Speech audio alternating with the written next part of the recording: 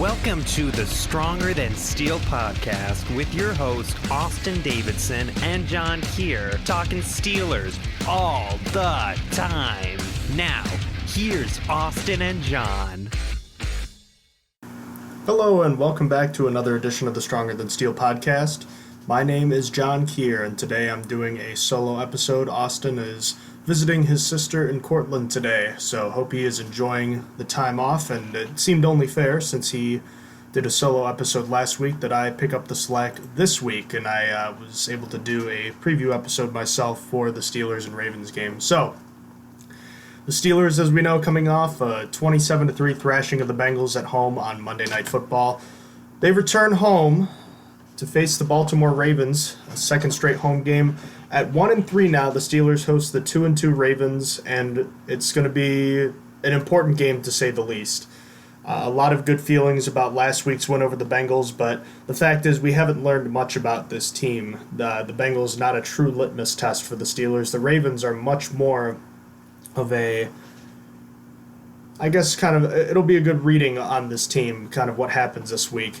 Because if the Steelers lose this game and they don't look good in doing so, it could be very close to just preserving or extending their season by 1 week. I have a feeling that if the Steelers lose this game, it's going to be a lot more of the doom and gloom that we were talking about after that 0-3 start. So make no mistake about it, this is an important game, and it should be a good game. I have to think that both of these teams are pretty evenly matched, and history has, of course, bared that out. But this will be the first time that we see a Steelers-Ravens game between Lamar Jackson and Mason Rudolph. So I'd mentioned before that this is the first time, I guess this is the first time, but this season can be kind of a revenge season for Mason Rudolph. He will face the teams, or the quarterback, every single quarterback taken in front of him in the 2018 NFL draft, including, Lamar Jackson, Baker Mayfield, Sam Darnold, Josh Allen, Josh Rosen. He'll be facing all of those teams, and including Josh Rosen's former and current team. So Rudolph has a lot to prove to a lot of different teams, and he can start with a win on Sunday against Lamar Jackson and the Baltimore Ravens. So just something to keep an eye on. Let's dive into the injury report for both these teams. We already know that for the Steelers, Roosevelt Nix and Anthony Chickillo are out with the knee and foot injury, respectively. Nothing much going on there. James Conner did have an ankle injury and was limited, or I believe a non-participant in practice earlier in the week, but he was a full go on Friday and actually is not on the injury report. So he's supposed to play. No setbacks, apparently. So we'll see how explosive he is. Obviously, he's been somewhat impacted by his injury this year, not looking as good as he had in 2018. Of course, the line hasn't been doing him a ton of favors either. But again, last week was better. So hopefully he can get back to his more explosive form this week. Wide receiver Juju Smith-Schuster suffered a toe injury during last Monday night's win over the Bengals. He is questionable after being a full participant on Friday. I have to think that he should be able to go, but he's obviously not feeling 100%. This is a game where the Steelers are going to need him. Mason Rudolph was talking earlier in the week about how he wants to get Smith-Schuster more involved, and Smith-Schuster just had 3 catches for 15 yards last week, so hopefully he can be a bigger part of the game this week. So it'd also be a nice game to have Vance McDonald back. He missed last week with a shoulder injury. Again, one of those guys that practiced in full on Friday, but is questionable with that designation. Or actually, I think he was limited. Or was it last? He might have been limited Friday last week or Saturday last week. But McDonald is a guy that would really open things up for Mason Rudolph and the Steelers offense. He caught both of Rudolph's first 2 touchdown passes of his career. And the Ravens have struggled defending the middle of the field this year. So you have to think that, especially with a guy like C.J. Mosley no longer in the picture and the linebacking core being kind of a weakness for the Ravens defense right now, that you'd like to see a guy like Vance McDonald and what he could do. But it could be the Nick Vannett show again this week. He might be just a week away, McDonald might be. And it looks like Vince Williams with the hamstring injury is going to be back. He was a full participant all week, but might not be feeling 100% still. And, with hamstring injuries, that could be something that you can easily re-aggravate if you're not careful. So I have to imagine he's going to be on a limited snap count, at least on a rotational basis. The Steelers have been going with Mark Barron and Devin Bush for a little while now, the last few weeks, and we've had moderate success with them. So I'd expect another three-man rotation, kind of like what we saw in the beginning of the season. For the Ravens, they're missing a couple of key pieces, actually three key pieces. First, they're missing cornerback Cyrus Jones with a foot injury. He's questionable right now. I don't know the severity of that injury. Matt Skura, their center, is questionable with a knee injury. He would obviously be an important part of that offensive line. It's an underrated offensive line. They're really mauling teams on the ground right now. And even though he's not maybe as high profile as a Ronnie Stanley or an Orlando Brown or a Marshall Yanda, he's a solid player. And not having him would be important because, again, the center is the signal caller for the offensive line. So the Steelers, as we know, have been really good about getting pressure on quarterbacks in their time under Keith Butler, and he's been really great at scheming pressure, and that's obviously a key factor for centers, being able to help make the calls and pick up those blitzes.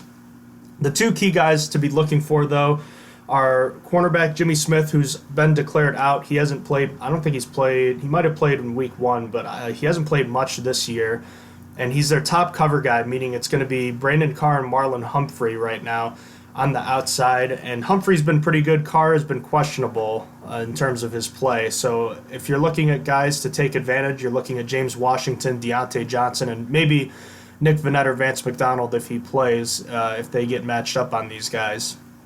And the other key guy to look at is Brandon Williams, their defensive tackle, a stalwart against the run for years now. He has a knee injury. He didn't play last week, and he's questionable to play this week. If he does not play, that would be huge for the Steelers' offense that needs to get things going on the ground a little more. And if you don't have a guy like Brandon Williams in there, that should really help the Steelers' offensive line. One less thing to worry about in terms of opening up holes for running backs like James Conner and Jalen Samuels. So that was a brief injury overview. Let's take a look at a brief overview of the history between these two teams, the Pittsburgh Steelers and Baltimore Ravens. One of the most storied rivalries in the history of the National Football League, honestly. Now, of course, it doesn't go back nearly as long as many of the classic rivalries like Steelers-Browns, or you want to talk about Bears-Packers, or Browns-Bengals, or there's a bunch of other ones. But this one, formed in 1996 when the Cleveland Browns, the original Browns, moved to Baltimore. And there's been a lot of competitive matchups. The Steelers hold a slight edge with a 28-22 all-time record. They split last season's 2 games, the Steelers winning the most recent one, November 4th win in Baltimore, 23-16. And as we know, the Steelers have a 3-1 postseason record against them, but the Ravens won the most recent one. So a fun fact, this one's been circulating around, so I'm sure some people have heard this, but if you haven't, this will be the first time a Steelers-Ravens matchup doesn't feature either Joe Flacco or Ben Roethlisberger at quarterback for the first time since 2007. The season finale in 2007 started by Charlie Batch for the Steelers and Troy Smith for the Baltimore Ravens. Ben Roethlisberger was not playing in that game because the Steelers had locked up a postseason berth and did not need to risk injury to him. Beyond that, if you want to go back even further, I think the last time that Ben Roethlisberger didn't start a game besides that would have been 2005 when Tommy Maddox had to step in during a 16-13 overtime loss in Baltimore. I'm pretty sure Kyle Bowler was the starting quarterback for the Ravens. So point is, it's been a long time, and with Roethlisberger on the shelf for the season and Flacco now in Denver, this rivalry definitely has a different feel, not even including the fact that a lot of guys, even from recent years like Eric Weddle, Zadarius Smith, C.J. Mosley, those guys are gone. But I think the heart of that team from the last few years, and Terrell Suggs is not there either. And he was one of the last key holdovers from when this rivalry was really at its height in the late 2000s, early 2010s. So he's now in Arizona. And Roethlisberger, I think, is the last one remaining from that 2008 championship game.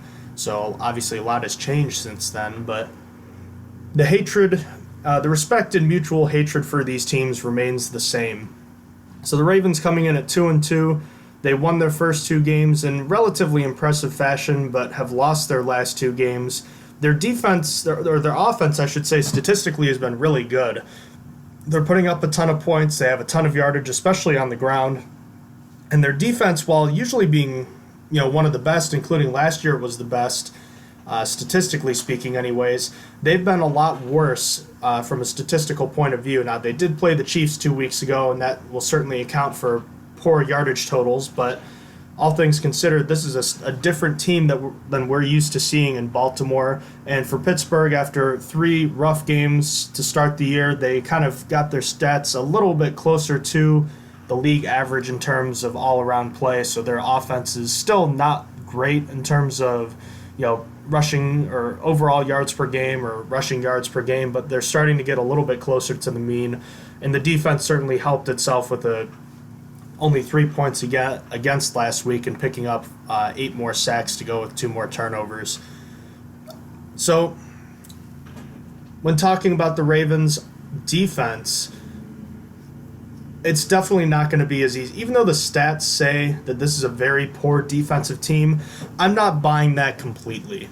This game for the Steelers is going to start and end with Mason Rudolph. It's cliche, but how well is he going to play? How much is he going to push the ball down the field? I mean, we know last week that Rudolph only pushed the ball down the field a handful of times, really picked and chose his spots where he attacked down the field, and he didn't need to. The Steelers' offense was moving well enough without him having to force the ball down the middle or down the field or in the middle of the field.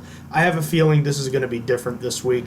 The Ravens' defense is more talented than the Bengals' defense, and to add into that, the Ravens' scheme is a lot more complex than that of the Cincinnati Bengals. The Bengals run a very vanilla type of front, and they're not very good at confusing quarterbacks. Mason Rudolph didn't really look like he was very confused by what he saw. It was pretty easy for him. The Ravens are going to try to make things more complicated, and it's been tough for them at times because they do have a lot of new players on the defense, including one Earl Thomas, who has struggled a bit this year, but he's still very dangerous. And the Ravens secondary is still, even without Jimmy Smith, it's a talented group. I'd have to think that Marlon Humphrey is going to be traveling with Juju Smith-Schuster, another great slot cornerback, and Smith-Schuster dealing with an injury. I think it's going to have to be up to some other guys to step up, especially James Washington or Deontay Johnson, like I had mentioned. A lot has been made about James Washington not really being a part of the offense so far this year, and I do get that, but my view on it has changed a little bit with the fact that the Steelers have gone deep such a few amount of times this year. There were only a handful of deep throws last week. One of them was to Johnny Holton, and of course that turned out to be a pass interference call. So I guess I'm kind of thinking aloud here. We know that James Washington isn't super dynamic in terms of he's not a multifaceted receiver at this point.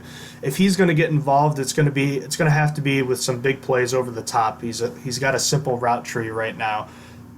Can he take advantage of the matchups with Brandon Carr or different cornerbacks that he ends up facing?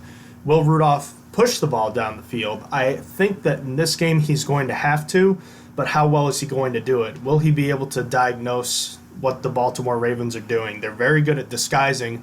If he can do that, that'll go a long way, but I'm worried that he might be forced into making a couple of mistakes in this game. And in that sense, it would be really nice to have a safety valve like Vance McDonald back. If he doesn't play, though, I think we're going to see some more of Nick Vannett. I mean, we saw him in limited fashion last week as he was getting adjusted to being with the new team and learning the new playbook. I think we'll see a little bit more of him this week if Vance McDonald doesn't play. And I like what I saw from him last week, and I'm hoping to see a little bit more this week. So how can the Steelers figure out what the Ravens are running on defense, or at least try to make things a little bit easier on Mason Rudolph? Well, first things first, you have to establish the running game. And we know that the Steelers got a little bit creative last week with running the Wildcat and running those quick jet sweep touch passes to guys like Deontay Johnson and James Conner with relative success. But as Mike Tomlin kind of alluded to in his press conference earlier in the week, that was kind of a gimmicky sort of thing. I mean, the Wildcat is gimmicky, but the Ravens should be ready for that this week. I wouldn't be surprised if the Steelers tried this once, maybe twice during the game, but I wouldn't expect it to work very much. The Steelers need to get a more of a downfield or downhill type of ground game going. Still not great numbers in terms of pure running the football this past week, But if Brandon Williams doesn't play, this is where I want to see more use of the running game, or more effective use of the running game downhill. Obviously, if Brandon Williams is out, that'll be really helpful. But another thing to note is that the Ravens linebackers I had mentioned before, not as great as they have been in years past. They're still quite aggressive, though. If you can get them flowing one way, maybe start running some counters and some misdirection plays, you might be able to hit him for a couple of big plays, which again is why I hope James Conner's ankle injury hopefully he's close to fully healed from that, because we haven't seen him be as explosive as he was last year. If he can get back to his 2018 form, maybe he can get a couple of long runs. And he did have a long run last week, but he did also get banged up as well. Beyond that, in terms of the passing game, it's similar stuff that we've been talking about all season. Get guys open with bunch formations, run a lot of I want to see a lot of motion from the Steelers in this game. Try to have the Ravens show their hand and have them declare what they're going to do. And trying to diagnose as much as possible will do wonders for Mason Rudolph in this game. I wouldn't expect to see a lot of empty. I don't think we've seen a lot of empty from Rudolph and the Steelers so far this year. I would not expect it right now in this game either, because the Ravens typically, when they see an empty set, they default to that zero blitz, where you only have 5 linemen protecting. They automatically bring 6, and they force a quick throw. So I feel like that's something the Steelers aren't going to want to walk themselves into in this game. So a lot of motion, a lot of bunch sets, some misdirection runs, and more downhill running I think will be the key, or at least how you would make things a little easier on the quarterback. The Ravens' pass rush, it's not bad, but it's definitely not as scary as it has been in years past. Matthew Judon is really the only guy that I'm really concerned about right now, and they did get a lot of pressure on Baker Mayfield of the Browns last week, but remember, that's not a good offensive line. The Steelers have been traditionally, the last few years, really good at picking up stunts and twists and trying to figure out who's coming from where. They're usually pretty good at that. I feel pretty comfortable that the Steelers will be able to handle their business on the offensive line there. So I'm not super concerned about that, but something to look out for, because the Ravens do run a complicated defensive front.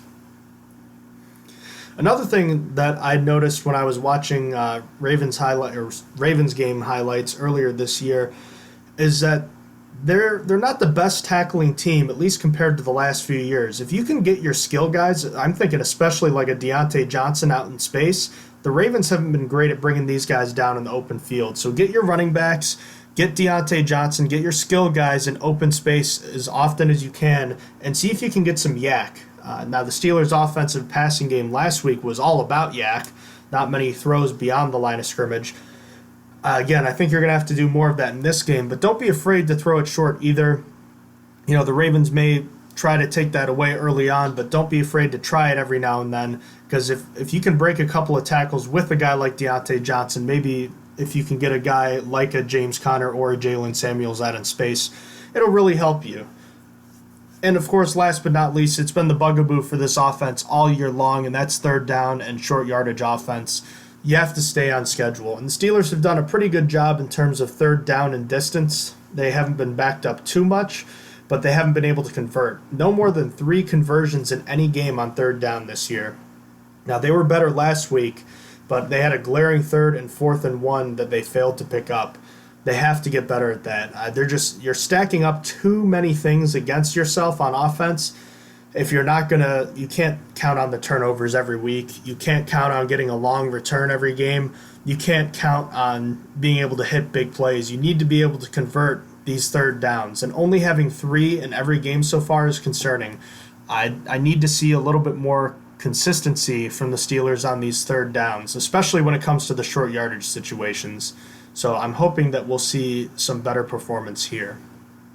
And again, the numbers say the Ravens defense is not very good, and they haven't been, certainly not by their standards, but that being said, I think that they are better than what their numbers say. Conversely, I think the Ravens offense is solid, but maybe not as great as their numbers suggest. Now, what do we know about the Ravens offense this year in comparison to what they did last year with Lamar Jackson when he came over? Now, they're certainly a more they're a more effective passing team. But don't let that distract you from the fact that this is still a ground and pound, read option, downhill running football team.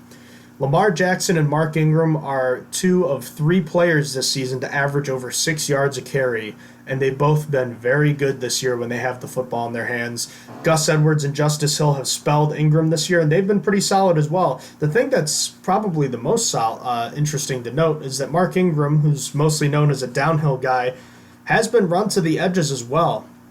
Just like last year, the Ravens are using their rushing attack to pace the offense, and it's pacing the league.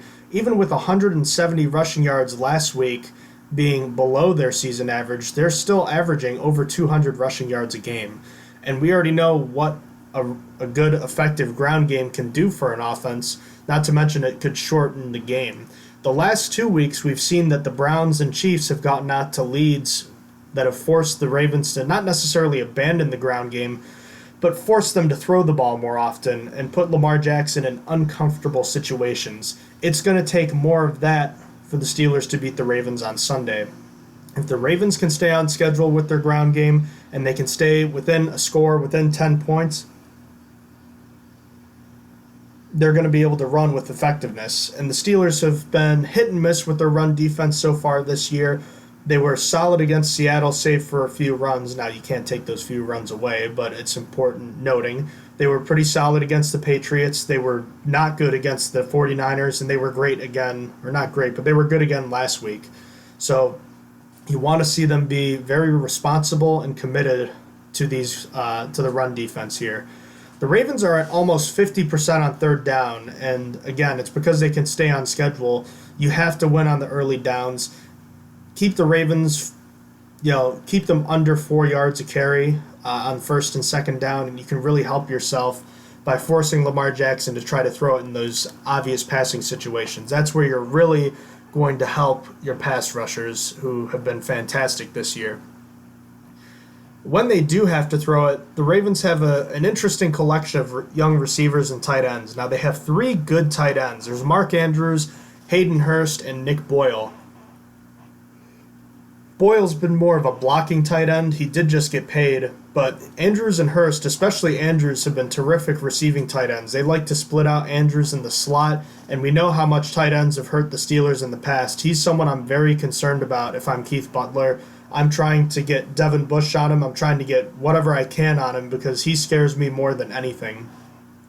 It's also worth noting that the Ravens are very much a vertical passing team right now. Lamar Jackson is a good deep ball thrower, and few players have been better at reeling in these deep passes than Marquise Brown. They also have Miles Boykin, another receiver that Austin and I looked at pre-draft. I liked Boykin, but Brown is another guy that I looked at, and Brown, like his cousin Antonio, can bust the big play pretty much anywhere. And you might remember in Week 1 on Mika Fitzpatrick, who then playing for the Dolphins, he took a slant route and took it the distance past a diving Mika Fitzpatrick. So Brown is definitely someone that I would keep an eye on in terms of a vertical presence, and they like to stretch you vertically as well. That allows for more underneath throws for Jackson, and he's been better at that this year than he was last year. With such a high percentage offense being run, the Ravens have been a fantastic red zone offense. The Steelers, conversely, have been a great red zone defense, so something's going to have to give here. And I have to think that with the Steelers probably staring down the barrel of a difficult assignment defensively, at least in terms of trying not to get worn down, you're going to need a couple of takeaways, at least one. If you can get 2, that's fantastic. And another thing worth noting, the Ravens have been very aggressive and are a highly analytical team with John Harbaugh. They will go for it a lot on third and fourth and short especially. They like to go for 2 a lot as well. So that being said, if the Ravens face fourth and short on the Steelers' end of the field, I would expect them to go for it. They are quite aggressive this year, so that's something else to keep your eye on. From the special teams point of view, it's the same as it has been for years. I mean, they have Justin Tucker and Sam Cook, probably the best battery of special teams in terms of kicker and punter in the league. Justin Tucker is probably the best kicker to ever play the game, and Sam Cook has been, dare I say, underrated as being a top 5 punter for, almost 15 years now. It's crazy. The guy's unreal. So don't play the field position battle with the Ravens because you will lose. Simple as that. All right, week 5 already of the NFL season is underway. The Seattle Seahawks were able to defeat the Los Angeles Rams on Thursday Night Football, and Austin and I, we were talking about that in the middle of the podcast last time about what a good, entertaining game that was. It was coming down right to the wire, and unfortunately for me, the Seattle Seahawks were able to pull out a 30-29 victory. If they had gotten that 2-point conversion, I would have had the Seahawks covering. But because they didn't, and the Rams were able to keep it within 2 points, and therefore Austin was able to get that game correct. So I'm starting out 0-1 this week. Austin is 1-0. Moving to Sunday's games, starting at 1 o'clock, the Atlanta Falcons at 1-3 are going to Houston to play the Texans, who are 2-2.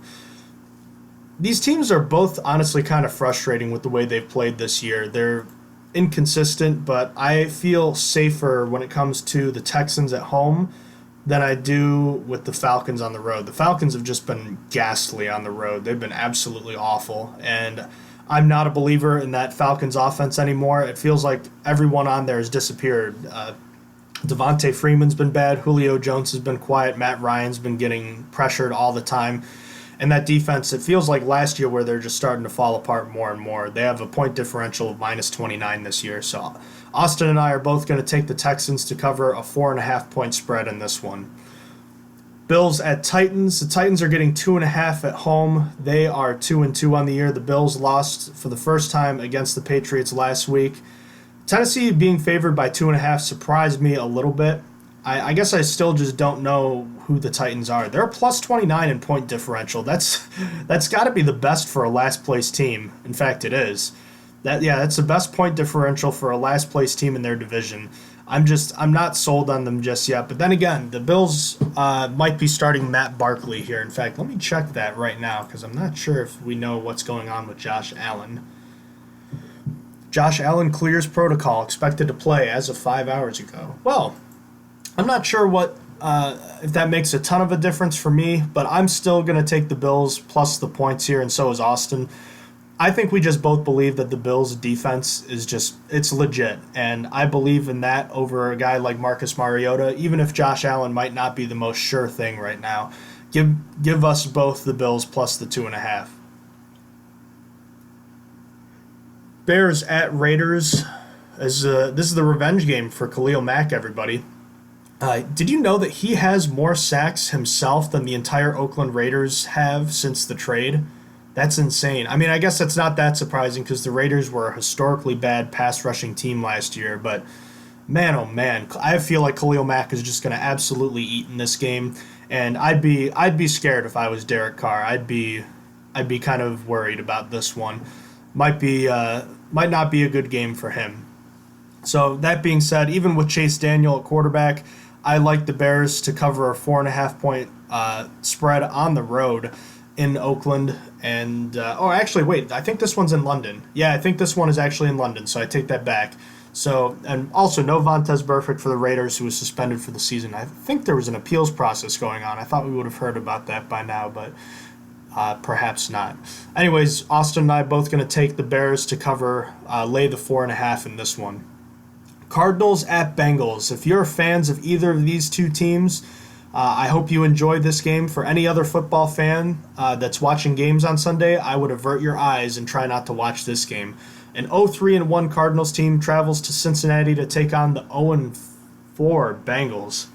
Woof. Cincinnati's getting 4.5 in this one. I don't really know how I feel about this one. I mean, maybe it was just because I saw the Bengals looking so lifeless, but it's hard for me to not pick the Cardinals right now. Even though I haven't seen much of Arizona and how unimpressive they may have been this year, I don't know, man. I feel like I just can't pick the Bengals right now. They're just not a good team. So Austin and I, again, are going to go with dueling picks here with the Cardinals at +4.5. Vikings at Giants. Daniel Jones and the G-Men are 4.5-point dogs at home. Austin's going to take the Giants plus the 4.5, getting on the Daniel Jones hype train, or maybe more so, jumping off, not that he was ever really on, the Kirk Cousins bandwagon. Things seem to be falling apart in Minnesota right now. Adam Thielen called out Kirk Cousins after the game on last Sunday. Then head coach Mike Zimmer didn't really do anything to quell the concerns of people that were wondering why he might have called out Kirk Cousins or why he did it in that fashion. Then Kirk Cousins apologized to Thielen, and then now Stephon Diggs wants to be traded, and he didn't do anything to deny those reports. So, man, it really looks like the sky is falling in Minnesota.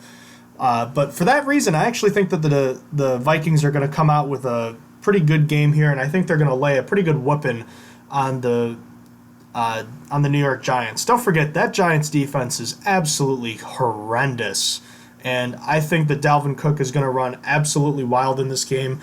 I think this is going to be one of those days where Kirk Cousins doesn't need to do a whole lot. And even though Daniel Jones has been pretty solid so far, that's a real defense in Minnesota, and he'll have a tough time playing against them this week. So I'll take the Vikings to cover the 4.5 points. New England Patriots roll into Washington, D.C. to take on Colt McCoy and the Redskins. Remember, the last time Colt McCoy started a game against the New England Patriots, the Browns beat the Patriots 34-14 way back in 2010. So fear Colt McCoy if you're the New England Patriots. Not really. Washington is a 15.5-point underdog at home. I like Colt McCoy, but I don't like him enough to pick Washington plus 15.5. Washington may very well be the second worst team in the league, even worse than Cincinnati, which is really saying something. They're at a minus 52-point differential already this year.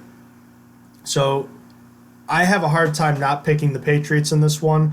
Austin feels the same way. They're just too much of a machine. I don't see how the Redskins are going to score more than 10 points.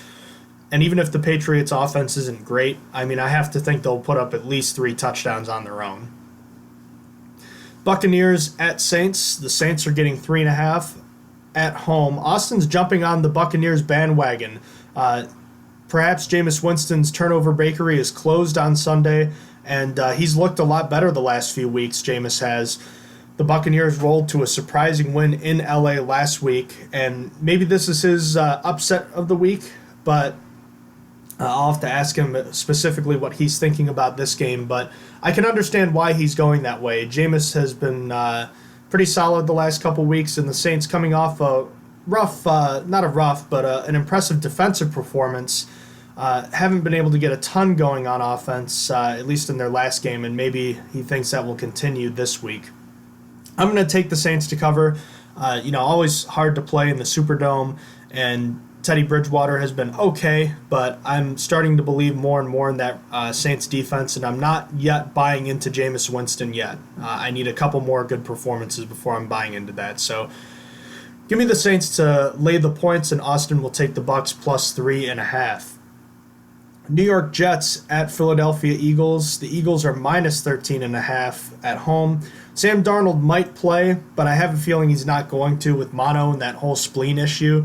If he hasn't been cleared by now, I have to think he's just going to be held out for another week. And even if he played, I have a hard time thinking the Jets are going to be any match for the Eagles. That is a bad, bad team.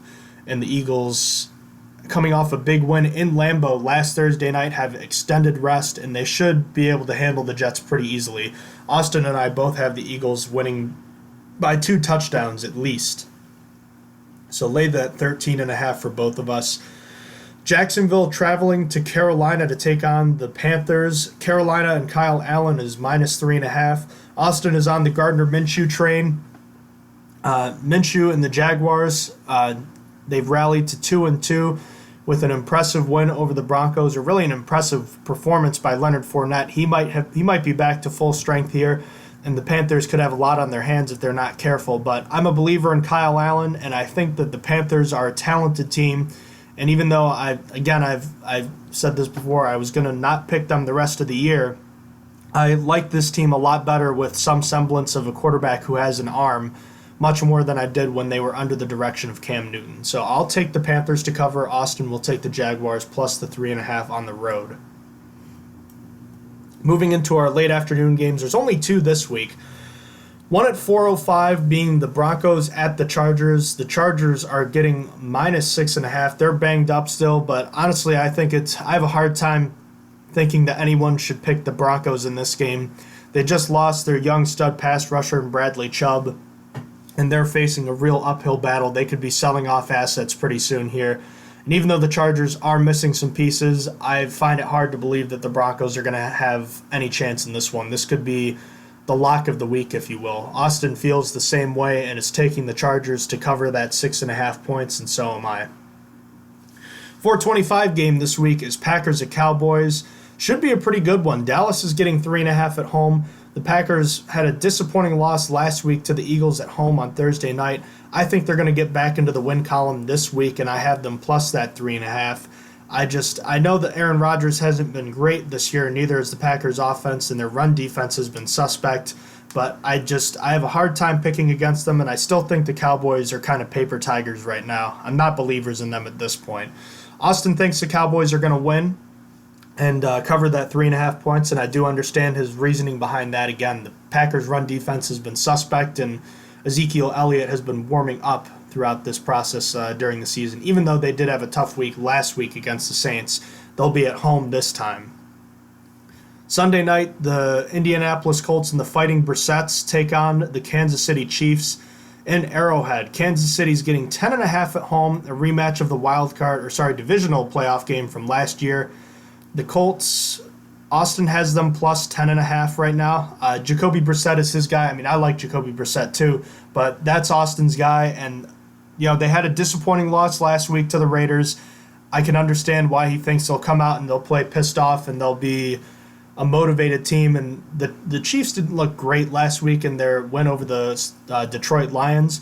Maybe they're due for a loss up sometime soon here, but I just think in Arrowhead on primetime, I think Patrick Mahomes is going to feast, and I don't think that Jacoby Brissett and the Colts are going to have enough to keep up, at least not within 11 points. I think they'll be able to score their points, but I have a hard time believing that the Chiefs are going to be able to, the Colts are going to be able to keep this within a couple touchdowns just because of how explosive the Chiefs have been all year, even with a even though they only had a disappointing week last week, they still put up 27 offensive points on the road. That's pretty good. Monday Night Football, it's the Browns at the 49ers. This is a huge game for the AFC North. If the Steelers are able to win this week and the Browns go into San Francisco and lose, the Steelers would be in first place via tiebreaker in the AFC North. How wild is that? That's crazy. But the Browns, they just came off that huge win in Baltimore. The 49ers coming off a bye week after they beat the Steelers 2 weeks ago. They're getting 3.5 at home. Austin and I are both going to take the Niners to cover. I'm feeling better about the Browns in terms of them being a more legit team than I thought, but it also was just one game. And the 49ers may be better than I thought they were too. So for now, I'm going to take the 49ers to win in their building on the West Coast with an extra week of preparation behind them. The Lions and Dolphins are off this week on their byes, so that is our Week 5 Pick'em section for this week. Let's shift to NFL news right now. Just some quick-hitting notes here. Los Angeles Rams linebacker Clay Matthews is going to be out for the foreseeable future. He broke his jaw in the Rams' Thursday night loss to the Seattle Seahawks. The team announced that he's going to be out for at least a month, which would put him on pace to return around Week 10, which is when the Rams come to Pittsburgh. So we'll keep an eye on that when that gets a little closer. The Washington Redskins, as I already mentioned, named Colt McCoy the starter this week. So we won't be seeing Case Keenum most likely, and rookie Dwayne Haskins, who also struggled in his debut last week, throwing 3 picks. Chargers running back Melvin Gordon is expected to play for the Chargers this week, and although he might not start, he's expected to split touches with Austin Eckler in a limited role. So fantasy owners, be aware of both Austin Eckler and Melvin Gordon. All right, Steelers and Ravens. Ravens coming to Pittsburgh for a 1 o'clock showdown. My X factors in this game, it is a bit of a cliche X factor, but I'm going with Mason Rudolph, the quarterback. Look, he was good last week. He also wasn't tested that much. How is he going to perform against a defense that has multiple moving parts and has been, yes, disappointing, but has better personnel and a better scheme? He's been a film guru, Rudolph has, in his young career. Will we see that he's up to the challenge against this Ravens defense that still has some impressive pieces like an Earl Thomas, like a Marlon Humphrey, possibly like a Brandon Williams. Can he step up and play well? Can he make the throws deep? Can he keep from turning the football over? He did last week, but 2 weeks ago he threw a poor interception. Can he survive long enough in this game to not make a critical error? I believe in him, and my bold prediction for him is that he's going to throw 3 touchdowns and he's not going to turn the ball over once in this game. So I believe in him in this game, and I think that it's going to be a good day for Mason Rudolph. On the other side, I'm going to go with Cameron Heyward as my X factor. Heyward has been rumbling along as his usual self all year, and he had a big game last week. The Ravens' offensive line is better than the Bengals' offensive line, as we know, but with Bradley Bozeman starting at left guard, it looks like Heyward could have a favorable matchup, and against a solid ground team and a really great rushing attack in the Baltimore Ravens, Hayward's going to need to be at his best, and I think he's going to pile up 9 tackles, and he's going to pick up 2 more sacks, including a forced fumble, adding to his impressive season so far. So with the Ravens being a 3.5-point favorite, Austin is going to take the Steelers plus the 3.5, but he's going to have the Ravens winning 23-21, dropping the Steelers to 1-4 on the season and 1-1 in division play. I'm going to have the Steelers winning 23-20, so the Steelers plus the 3.5 as well. I don't know. Everything says this game is tough, and I think it will be, but I think that this could be the first time we really see Mason Rudolph break out in a good way. And we haven't seen him throw deep much. I think we'll see him test the waters a little bit more this week, and I think we'll finally see him start to get a little more comfortable with who he is and this offense in the process. So we'll both take the Steelers plus 3.5. Austin, again, has the Ravens winning 23-21. I have the Steelers winning 23-20 and improving to 2-3 on the year. So that should wrap things up from our end here at the Stronger Than Steel podcast. Again, Season 4, Episode 34. Steelers kicking off just a little under 24 hours away. Here we go now.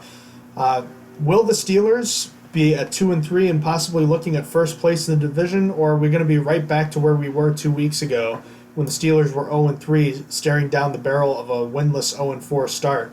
Time will tell, of course, but in the meantime, you can follow us on Twitter at @Stronger_Steel. You can follow us on Instagram at @Stronger_Steel_NFL, and you can check out our Facebook page, and of course our website, StrongerThanSteelNFL.blogspot.com for all information about the podcast and any articles we've been writing, or our social media pages. You're welcome to check them out. And of course, if you have any questions about the show or questions about the Steelers you want us to answer, please feel free to shoot us an email at StrongerThanSteelPodcast@gmail.com. Thank you so much for listening, as always. And although Austin is not available today, he would wish everyone to have a fantastic day and to enjoy the game on Sunday, and of course I do as well. And hopefully we'll be talking about a Steelers win approaching 2-0 in the division after Sunday's game, and we'll have our ear on the heart of the NFL this week, as we're now already more than a quarter of the way through the season. How crazy is that? We're already moving through at a brisk pace here, but again, thank you as always for listening to the Stronger Than Steel podcast. We appreciate it. And y'all have a terrific day. You have been listening to Stronger Than Steel podcast. Thank you for joining us today, and don't forget to check out our website listed in the description below.